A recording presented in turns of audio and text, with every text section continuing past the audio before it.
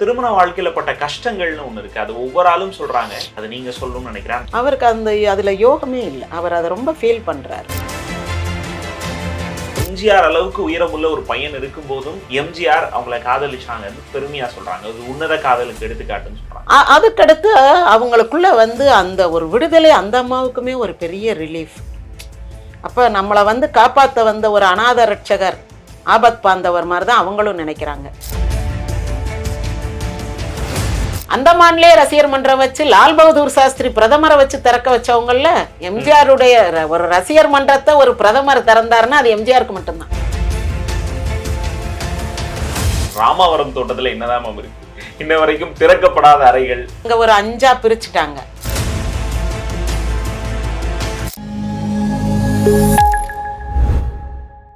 எம்ஜிஆரின் சாதனை பக்கங்களை நீங்க தொடர்ந்து பேசுனீங்க. சோதனை பக்கங்கள் என்ன இருக்குதுன்னா, அந்த திருமண வாழ்க்கையை பத்தி, எம்ஜிஆருடைய திருமண வாழ்க்கைன்னு பேசும்போது இங்க நிறைய கேள்விப்படுறோம். தங்கமணி, சதானந்தவதி, ஜானகி, இந்த 3 மனைவிகள் இருந்தாலும் 3 பேரை கல்யாணம் பண்ணாரு அப்படின்னு ஒரு பொதுவா பேசுற விஷயங்கள் ஒண்ணு இருக்கு. ஆனா அந்த திருமண வாழ்க்கையில பட்ட கஷ்டங்கள்னு ஒண்ணு இருக்கு. அது ஒவ்வொரு ஆளும் சொல்றாங்க. அது நீங்க சொல்லணும்னு நினைக்கிறேன். அந்த கஷ்டமான பக்கங்கள் அவருக்கு நடந்திருக்கு. அது அவர் எப்படி எதிர்கொண்டார் அப்படின்னு ஒண்ணு இருக்குல்ல. அவருக்கு அதுல யோகமே இல்லை.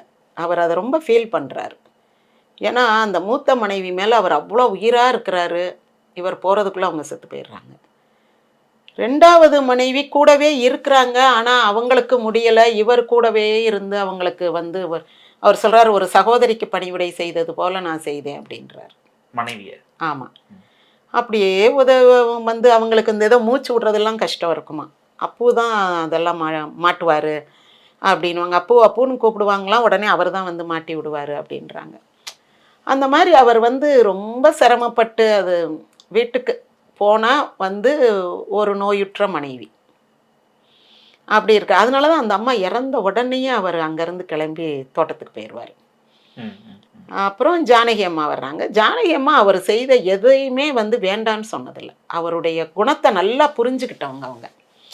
அவருடைய கொடைத்தன்மையை எப்பவுமே ஏன் இவங்களுக்கு செய்கிறீங்க அப்படின்னு அவருடைய அந்த வள்ளல் தன்மையை தடுத்து நிறுத்தினதே கிடையாது. பொதுவாக பெண்கள் அப்படி நினைப்பாங்க, ஏன் இப்படி நல்லவன் கெட்டவன் எல்லாருக்கும் கொடுக்குறீங்க, நாளைக்கு வயசான காலத்தில் நமக்கு என்ன செய்வோம் அப்படின்லாம் நினைப்பாங்க. அவர் அந்த மாதிரி அவங்க அந்த தடுக்கவே இல்லை. அந்த புண்ணியம் அவருக்கு கடைசி வரைக்கும் நல்லா இருந்து இன்றைக்கு வரைக்கும் அவருக்கு அந்த பேர் இருக்குன்னா அவர் கொடுத்தது. வேண்டியவர் வேண்டாதவர்னு இல்லாம எல்லாருக்கும் கொடுத்தது. கேள்விப்பட்டாலே கொடுப்பாரு. தடுக்காம இருந்தாங்க ஜானகி. அதனால அவங்க இன்னொன்னு அவங்க ரொம்ப லவ் பண்ணார் அவர். அப்படி டீப் அண்ட் டிவைன் லவ் அவங்க 2 பேருக்கு இடையிலே. அதனால அவங்க கடைசி வரைக்கும் நல்ல புரிதலோட ஒற்றுமையோட வாழ்ந்தாங்க. இதுல என்ன நம்ம கேள்விகள்ல என்ன வருதுன்னா, சதானந்தவதி அவங்க உயிரோட இருக்காங்க, ஜானகி அப்போ அவங்க வாழ்க்கையில என்டர் ஆகுறாங்க. இது எப்படி நடக்கும்னு ஒரு விமர்சன பார்வையா வைக்கிறாங்க.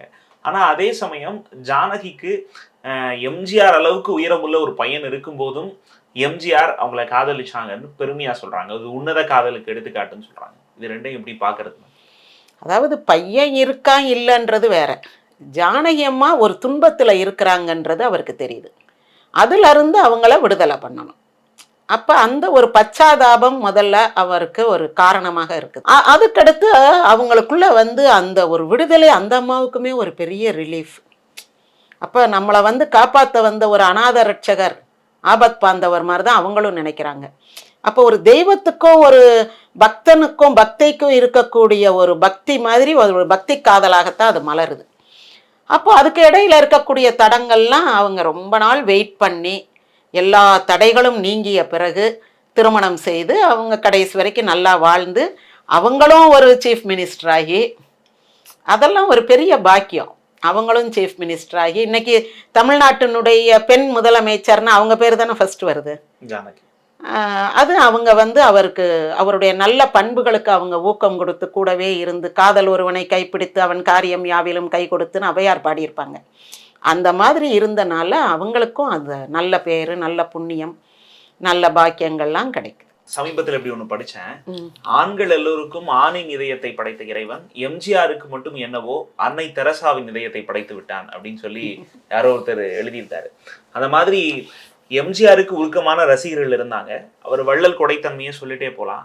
அந்த மாதிரி இப்படி ஒரு மனிதரை இப்படி ஒரு வள்ளல் தன்மையா அப்படின்னு நம்மளுக்கு உருக வைக்கிற சம்பவங்கள் வேற ஏதாவது நடந்திருக்கா? நிறைய இருக்குது. அதாவது ஒருத்தருக்கு அவர் ஒரு 15,000 ரூபாய் அவர் வந்து என்ன கேட்குறாரு, தாலி உங்கள் பணத்தில் வாங்கணும், அது மட்டும் எனக்கு ஒரு 15 ரூபா கொடுங்கன்னு கேட்குறாரு. சரின்றாரு. அப்போ கொடுக்குறாரு, வாங்கிக்கிறாரு. கொடுக்கும்போது அவன் உள்ளே போய் அவங்க அண்ணனை விட்டு கொடுத்து விட்றாரு. அண்ணே உங்கள் கையால் கொடுத்தா நல்லாயிருக்கும். இல்லைப்பா அவர் பிள்ளை குட்டிக்காரரு, அதனால் அவர் கையால் வாங்கிக்க அப்படின்றாரு. அது எம்ஜிஆர் வந்து ரொம்ப வேதனையோடு அந்த வார்த்தை சொல்லும் போது வேதனையோடு சொல்லியிருப்பார். ஆனால் வாங்கினவங்க வந்து அண்ணே நாங்கள் அப்படிலாம் நினைக்கலண்ணே, என்னண்ணே நீங்கள் எப்படி அப்படின்னு. அப்போ அவர் கொடுக்கும் போது கூட நம்ம கொடுக்குறோம் அப்படின்னு தன்னை உயர்த்தி பார்த்ததில்ல, நமக்கு இந்த ஒரு வாய்ப்பு கொடுத்த கடவுளுக்கு நன்றி அப்படின்ற மாதிரி அந்த வாங்குறவங்க நல்லா இருக்கணும், சீரும் சிறப்புமாக இருக்கணும் அப்படி நினைக்கிறாரே தவிர, நீ என்கிட்ட தானே வாங்க வந்த, நான் தான் கொடுப்பேன், இஷ்டம்னா வாங்கிட்டு போ, உனக்கு பிள்ளை குட்டி பிறந்தா பிறக்கட்டும், பிறக்காட்டினா போட்டோம், அப்புறம் எதுக்கு என்கிட்ட வந்து காசு கேட்குற, அந்த மாதிரி ஒரு குரூரமான சிந்தனை எம்ஜிஆருக்கு கிடையாது. அதை கொடுக்கும் போதுமே கொடுப்பது நமக்கு கிடைத்த பாக்கியம்னு நினச்சி கொடுப்பாரே தவிர, அதில் வந்து இந்த ஈத்துவாக்கம் இன்பம்னு வள்ளுவர் சொல்வார், கொடுப்பதில் மகிழ்ச்சி அடைகிறவர் எம்ஜிஆர். அது ஒரு நல் வாய்ப்பு நமக்கு. இந்த ஈகையும் தயையும் பிறவி குணம்னு யாரு நம்ம ஔவையார் சொல்லியிருப்பாங்க. அந்த ஈகையும் தயையும் பிறவி குணம் அது எல்லாருக்கும் வராது. கொடுக்குறவங்க நிறைய பேர் இருப்பாங்க, கஷ்டம்னு கேட்டால் சரிப்பா பாப்போம் நாளைக்கு வா அப்படின்னு கொடுப்பாங்க, அது வந்து வேற. ஆனால் வாங்குறவன் நல்லா இருக்கணும். ஏன்னா எம்ஜிஆர்கிட்ட வந்து யாரும் ரெயின் கோட் கேட்டாங்களா? 64 வந்து எம்ஜிஆர் அண்ணாவை வச்சு ரெயின் கோட் கொடுக்குறாரு. எத்தனை 1 2 இல்லை 5000 ரெயின் கோட் தைக்கிறாரு. 5000 ரூபானே நினச்சி பாருங்க. அப்போ பவுன் விலை 100 ரூபா ஒரு பவுன். 5000 ரூபாய்க்கு எவ்வளோ பவுன் வாங்கலாம்? 50 பவுன் வாங்கலாம். இன்றைக்கி என்ன மதிப்புன்னு நினச்சிக்கோங்க. 5000 பேருக்கு ஒரு ரெயின் கோட்டு என்ன விலைன்னு பார்த்துக்கோங்க. ஒரு 10 ரூபான்னு கூட வைங்க, பார்த்துக்கோங்க. அப்போது அந்த காலத்தில் வந்து இவர் பார்க்குறாரு, அந்த கோடம்பாக்கம் பாலம் கட்டாத நேரம், ரயில்வே கேட்டு, இவர் காருக்குள்ளே இருக்கார். ஒரு ஆள் ரிக்ஷாக்கார் என்ன பண்ணுறாரு, அந்த சீட்டை தொடச்சி வைக்கிறாரு. அந்த அவங்களுக்கு மட்டும்தானே இருக்கும், இவங்கெல்லாம் வெயிலில் தானே இருக்கணும், மழையில் தானே இருக்கணும். அந்த சீட்டை தொடச்சி அதை கரெக்டாக மாட்டி வைக்கிறார். பேசஞ்சர் வந்து நனையக்கூடாது, இல்லைன்னா வண்டியில் ஏற மாட்டாங்க, வாடகை கிடைக்காது, சவாரி கிடைக்காது.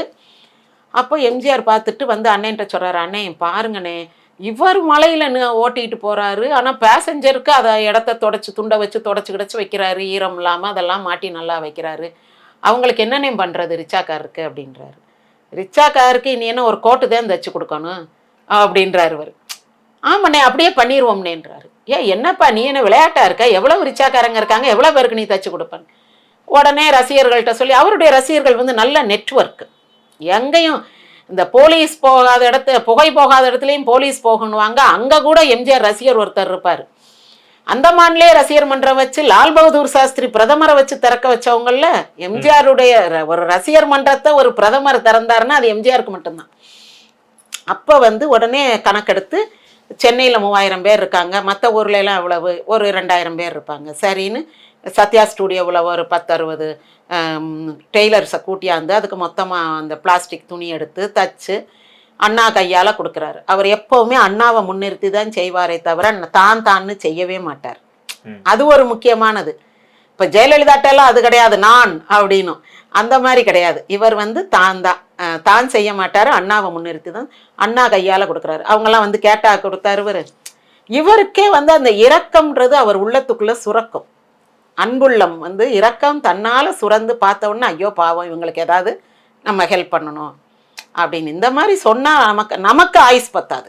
இந்த மர்மம் முடிச்சு அவளுக்குன்னா லாஸ்டா ஒண்ணுதான் மேம், ராமாவரம் தோட்டத்துல என்னதான் மேம் இருக்கு, இன்ன வரைக்கும் திறக்கப்படாத அறைகள் இப்படிலாம் ஒன்றும் இல்லை, எல்லாமே அங்கே ஒரு 5ஆ பிரிச்சுட்டாங்க, 6ன்னு நினைக்கிறேன். கீழே எம்ஜிஆர் வாழ்ந்த அந்த போர்ஷன் வந்து சுதா மேடத்துக்கு, அப்புறம் ஜானு மேடத்துக்கு, அப்புறம் கீதா மேடத்துக்கு, அப்புறம் இவங்க ராதாக்கா அவங்களுக்கு ஒன்று, அப்பு சார் அவர் ஒய்ஃபுக்கு நிம்மிக்காவுக்கு ஒன்று, 5 போர்ஷன் அதை பிரிச்சுட்டாங்க. அந்த நிம்மிகா போர்ஷன்லாம் அன்னைக்கு நிம்மிகா பேரே வந்து நின்றுக்கிட்டு இருந்தாப்புல. ஆமாம், அவர் வந்து ஒரு நாள் நாங்கள் போகும்போது நின்றுக்கிட்டு இருந்தார். சக்கச்சவேர்னு ஒரு 17 வயசு பையன், அப்படி ஒரு சிவப்பு. அப்போ தான் நான் நினச்சேன் எம்ஜிஆரும் இவ்வளோ சிவப்பாக இருந்திருப்பாரு. ஆனால் அவங்க குடும்பம் கிடையாது. ராதாக்கா வந்து சதானந்தவதி அம்மா குடும்பத்தை சேர்ந்தவங்க. ஆனால் அப்படி ஒரு கலர், ஒரு பிங்கிஷ் கலர் மாதிரி அந்த குட்டி பையன். ஒரு 17 18 வயசு தான் இருக்கும். அந்த பூனை முடி முளைக்குதுன்னுவாங்கள, அந்த மாதிரி ஒரு சின்ன தாடி மீசை வச்சு ஒரு பையன் நின்றுக்கிட்டு இருந்தாப்புல. அந்த மாதிரி அவங்கெல்லாம் வந்து அப்பப்போ தங்குறாங்க. கீதா மதுமோகன் அந்த மேடம் மட்டும் அங்கே தங்கியிருக்காங்க. அவங்க காட்டாங்குளத்தூரில் ஸ்கூல் வச்சுருக்காங்க, அவங்க தங்கியிருக்காங்க. சுதா மேடம் போர்ஷனில் அவங்க மகன் ராமச்சந்திரன் அந்த நடிகர், அவர் அப்பப்போ இருக்கிறாரு. மற்றது எல்லாமே இருக்குது. ஆட்கள் வந்து அவங்கவுங்களுக்கு பிரித்து கொடுத்துருக்காங்க அதை ஒரு 5 போர்ஷனாக. அப்புறம் பின்னாடி அந்த இது டெஃபண்டம் ஸ்கூல் இருக்குது. பழைய வீடு ஒன்று அந்த மலையில் வந்து நனைஞ்சு அந்த உள்ள எல்லாம் தண்ணி போன ஒரு வீடு, அது பரிதாபமாக இருக்குது. அப்படி இப்போதைக்கு இருக்குது. தொடர்ந்து எம்ஜிஆருடைய திருமண வாழ்க்கை, இளமை பருவம், அரசியல், அவர் பட்ட கஷ்டங்கள், அவர் செஞ்ச உதவி, நிறைய விஷயம் பேசணும். தொடர்ந்து பேசுவோமோ. நன்றி. நன்றி.